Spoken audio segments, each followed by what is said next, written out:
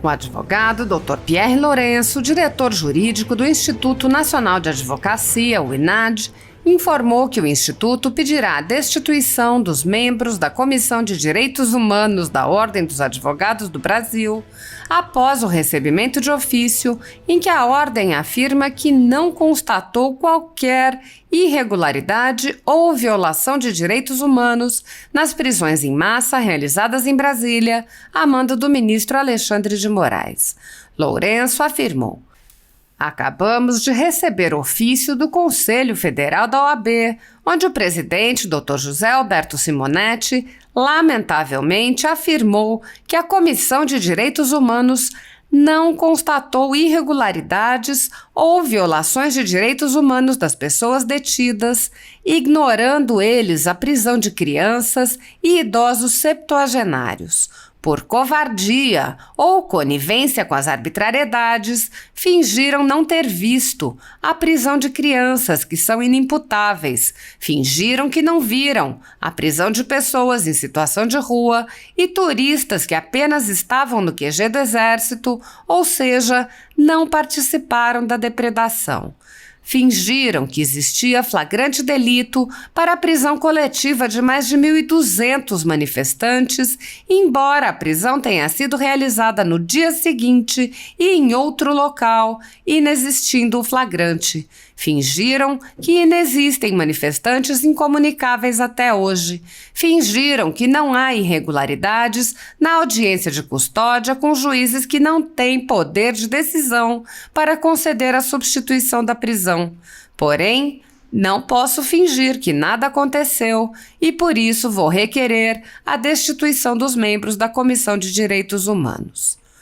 Ouça trechos do ofício enviado pelo INAD à OAB, informando sobre as violações de direitos das pessoas presas. Em razão dos arroubos praticados por alguns manifestantes que depredaram estruturas sediadas na Praça dos Três Poderes durante os protestos que se realizaram no último domingo, dia 8 de janeiro de 2023, cerca de 1.200 pessoas que estavam alocadas no Quartel-General do Exército do Distrito Federal foram ilegalmente detidas na manhã do dia seguinte, dia 9 de janeiro, sem a existência dos elementos que justificassem a prisão em flagrante, muito menos sem a apresentação do mandado de prisão individual. Esclareça-se que não se questiona aqui a prisão daqueles que foram flagrados no local do fato delituoso, depredando patrimônio público ou privado durante os protestos do último domingo, mas sim questionamos a ilegalidade da prisão de mais de 1.000 pessoas, entre elas crianças e idosos, um dia após o fato-crime, sem a existência de qualquer prova de participação dos mesmos nos atos de vandalismo.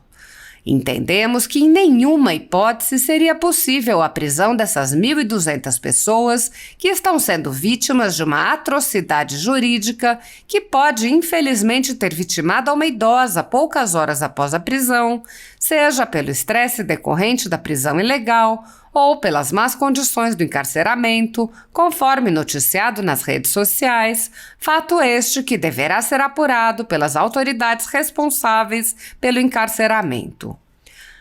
Pois bem, não poderia ser decretada a prisão dos 1.200 manifestantes por suposto flagrante delito, uma vez que a detenção dos mesmos ocorreu no dia seguinte após o fato, sem a ocorrência de perseguição contínua pela polícia e sem a localização dos objetos do crime, inexistindo, portanto, quaisquer indícios de provas de que tenham participado da depredação do patrimônio, que é o único fato que pode ser considerado como crime, considerando que o direito de manifestação ainda é garantido como cláusula pétrea pelos artigos 220 e 5º, incisos 4 e 16 da Constituição da República Federativa do Brasil.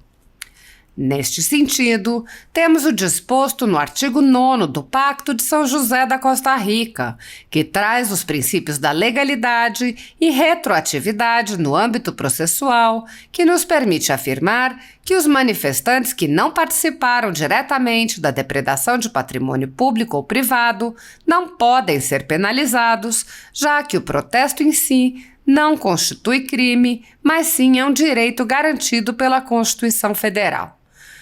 Não seria também possível a decretação de prisão preventiva, uma vez que estão ausentes os requisitos legais, em especial o disposto no artigo 313, inciso 1, do Código de Processo Penal, considerando que se ainda não existe a descrição pormenorizada da conduta das 1.200 pessoas detidas ilegalmente, obviamente não se pode ter a indicação do tipo penal do qual essas pessoas estão sendo acusadas, muito menos se pode afirmar que responderão por tipo penal com pena superior a 4 anos, que é um requisito para a decretação da prisão preventiva.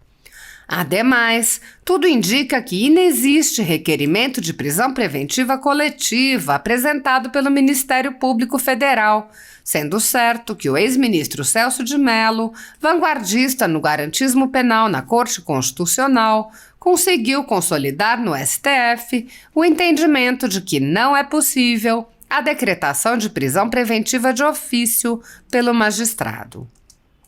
Independente dos breves apontamentos acima, indicando alguns motivos que evidenciam a ilegalidade da prisão coletiva realizada contra 1.200 manifestantes, acreditamos ser mais importante chamar a atenção para a gritante violação dos direitos humanos durante este cárcere, considerando o surgimento de notícias de que os manifestantes presos estão sem comida, água e ambiente adequado para dormirem, tendo todos eles sido amontoados num dos prédios da Polícia Federal que não possui estrutura para o acolhimento de tantas pessoas. Pior, inexplicavelmente, até crianças foram criminosamente detidas, fato esse que gerará um trauma sem precedentes na vida desses jovens, conforme amplamente noticiado pela imprensa.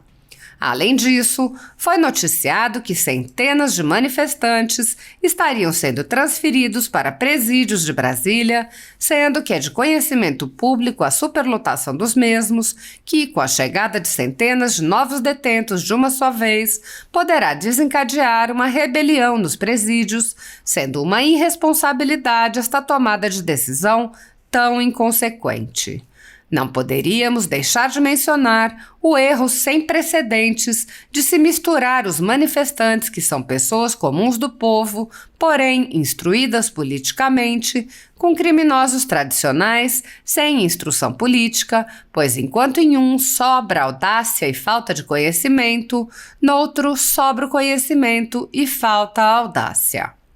Ressalta-se que este lamentável episódio da detenção em massa de homens, mulheres, crianças e idosos de modo ilegal poderá ficar registrado na história do Brasil como uma odiosa perseguição política do Estado contra os opositores do governo de esquerda, lembrando isto, de certa forma, a tenebrosa Noite dos Cristais, quando se deu início ao aprisionamento em massa de judeus nos campos de concentração da Alemanha em novembro de 1938. Por derradeiro, reiteramos que não se protege aqui a prática de ato ilícito, mas sim o respeito às garantias e direitos fundamentais que todo cidadão possui direito, haja vista que até um homicídio tem seus direitos resguardados pelo Código de Processo Penal e sua conduta devidamente individualizada no Código Penal, o que não está ocorrendo com os mais de 1.200 manifestantes presos no dia seguinte após o protesto.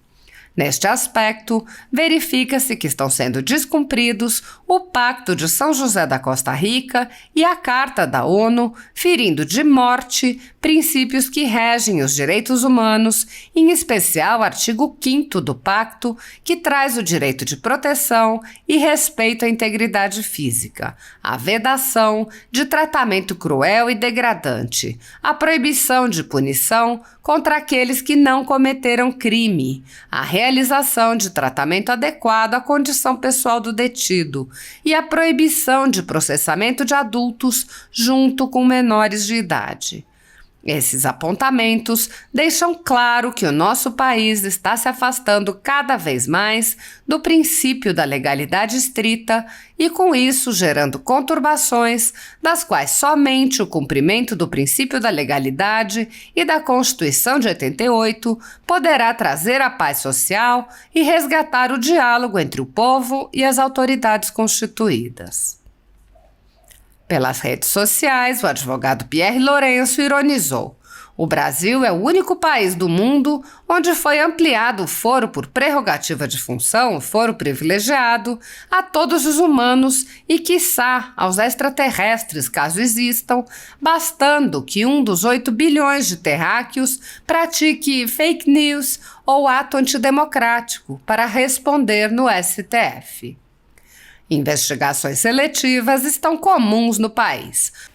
No Supremo Tribunal Federal, o ministro Alexandre de Moraes conduz inquéritos sigilosos contra apoiadores do ex-presidente Jair Bolsonaro. Em um desses inquéritos, a sede da Folha Política foi invadida e todos os equipamentos do jornal foram apreendidos, após a Polícia Federal atestar que não havia motivos para qualquer indiciamento. O inquérito foi arquivado a pedido do Ministério Público, mas o ministro abriu outro inquérito de ofício e compartilhou os dados do inquérito arquivado. Atualmente, a renda do jornal está sendo confiscada a mando do ministro Luiz Felipe Salomão, ex-corregedor do Tribunal Superior Eleitoral, em atitude que foi elogiada pelos ministros Luiz Roberto Barroso, Alexandre de Moraes e Edson Fachin. Há mais de 18 meses, toda a renda de jornais, sites e canais conservadores está sendo retida sem qualquer base legal.